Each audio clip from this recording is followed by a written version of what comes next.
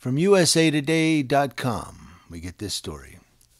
Police were searching for two men who opened fire in a South Side neighborhood early Saturday, killing one woman and injuring 9 other people.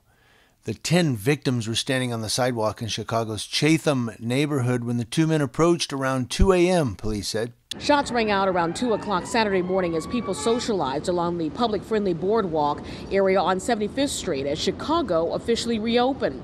Locals say it's known as a spot where people bring their stylish cars and motorcycles to show them off. This woman who did not want to be on camera was there. And somebody was popping fireworks, and I heard that they didn't like that. And next thing I know, somebody just started shooting at the crowd just out the blue. 6 men, ranging in ages from 26 to 46, were in fair condition at 4 different area hospitals, police said. A 34-year-old woman and 2 23-year-old men were in good condition at Jackson Park Hospital and Medical Center. A 29-year-old woman was shot in the abdomen and left knee and pronounced dead at the University of Chicago Medical Center, police said. County medical examiner identified the victim as 29-year-old Kim Fear Miles. Friends gave us this picture of the mother and Chicago resident before honoring her with prayers and a balloon release. 6th Ward Alderman Roderick Sawyer calls the shooting a tragedy that will not undo the years of hard work in the area. Police are still investigating the shootings. This as neighborhood businesses are meeting, coming up with different ways to make sure that this neighborhood continues to thrive. Stephanie Hart, the owner of Brown Sugar Bakery, located near the scene of the shooting and in operation for 17 years now, said it was extra devastating that it was so close to home. Hart says she learned of the shooting around 5 a.m.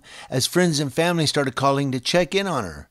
Hart said she immediately hopped on the phone with local business owners to plan a pop-up Piece of Cake for Peace event to motivate herself to get out of bed and to rally her community. Hart was quoted as saying, "It's so easy to be dark. We've had an extra amazingly difficult year for everyone. I know we're just a bakery, but we try to do the best work we can with making people happy with cake. I wish I had a better solution. I wish I had a magic wand."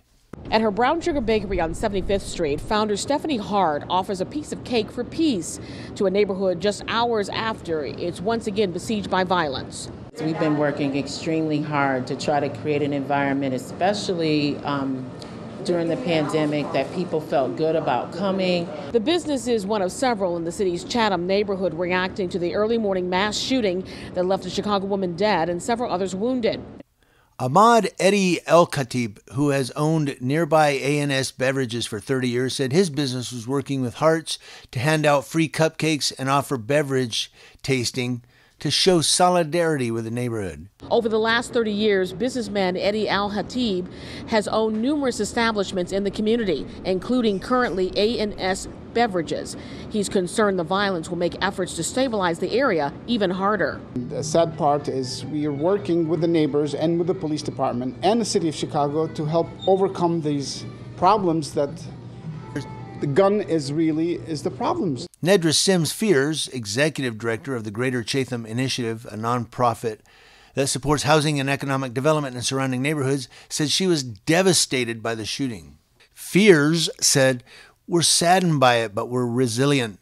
We rally around each other, and we'll rally around this and overcome it as we have overcome so much else." Now, the shooting happened on the 7500 block of South Prairie Avenue. The 75th Street corridor is home to many black-owned businesses, and last September, the city opened a boardwalk along the street to create a community gathering space and reinvigorate economic activity in the area. The incident is just the most recent in a series of shootings this year. More than 1,500 people have been shot in Chicago so far in 2021, an 18% increase from the same time period last year, according to city data. At least 3 other people were shot in separate shootings in the early hours of Saturday morning here in Chicago, police said. All 3 were in good condition. Businesses here along 75th Street, also known as Chicago's Black Wall Street, are coming together. They are vowing not to let the violence or the pandemic stop this neighborhood from thriving. First, though, we are tracking the violence in Chicago over the weekend. At least 45 people have been shot. 3 of them were killed. CBS 2's Mugo Odigwe is live at police headquarters with what else we know. Good morning, Mugo.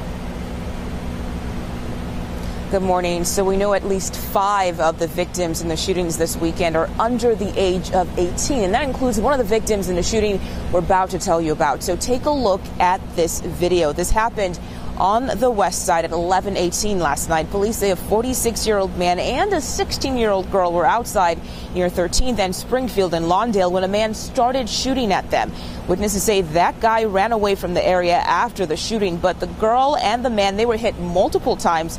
She's in critical condition right now. The man she was with is in serious condition. About 3 minutes later, though, another shooting. This one happened in Uptown near Wilson and Clifton Avenues. You can see police tape there and lots of evidence markers on the ground. Police say the 27-year-old victim in this shooting, he was standing outside when another guy approached him and fired several shots. The victim was hit 5 times. He's in critical condition. There was also this shooting, this one on Lakeshore Drive last night. It happened at 10:19 near DeSable Harbor. You can see an evidence marker next to a shell casing on the ground there. Police say a security guard shot a man during some type of verbal altercation. The man was hit in the stomach. He's in critical condition. So the security guard in that shooting, he was arrested. Police say charges are pending. But as for the other shootings I told you about, no one has been arrested. We're live outside police headquarters. Other U.S. cities, including Austin, Texas, and Savannah, Georgia, also saw shootings with multiple victims late Friday into early Saturday, which marked the 5-year anniversary of the Pulse nightclub shooting in Orlando, Florida. Nationwide, there have been 17 mass killings so far in 2021, and at least 4 people killed, not including the shooter, according to a USA Today Associated Press Northeastern University database. 16 of those were shootings. And so I said it last week when we did the Austin, Texas and Savannah, Georgia news that people are just getting crazy. It's just grab a gun and shoot. Why? Because I'm pissed off. I'm tired of this. I'm just going to start shooting people. And again, I know that for years we've had, these shooters, school shootings, mass shootings, sniper shootings, all kinds of different killings for years. But for some reason, it's just more prominent or more definitive today that it's just, I don't know. I believe that somehow the pandemic of COVID-19 over the last year and the George Floyd, Breonna Taylor, Andre Hill, I could go on and on, has just got everybody crazy. Everybody's just like, you know what, America's falling apart. Like I said last week, this 2020 kind of rocked the United States, and we're still kind of reeling a little bit, like, whoa, got to catch my footing, and we just can't get both our feet planted as a country. So we're just kind of crazy right now. I don't know, it's wild. It's wild. Now, I wasn't going to explain the video, but I'll explain it. I put up a video, which you'll see on my channel list. It's probably the one under this one. And it was Al SoCal. By the way, I put a link to his video. Go check out his video and subscribe to Al SoCal. He's in Fontana, California. And somebody had already accused me of throwing Al under the bus with that video. No. You guys, watch the video and listen and look. That's why I put police officer in Fontana smells alcohol. The quotes means, yeah, right, sure you did. You probably farted and smelled that. No, I'm not throwing Al under the bus. Rather, I'm supporting Al and saying that cop is full of cow manure. Yeah. I wanted to bust that cop out, and the only way to do it was to do it like that. So go watch that video if you haven't seen it. In fact, I'll just put a link to it in this description box here as well. And I'm actually supporting Al in that video, and I'm saying that cop was full of stink. What do you guys think about everything? Let me know in the description box below. Community Leo Watch. Watching Leos, that's law enforcement officers from coast to coast.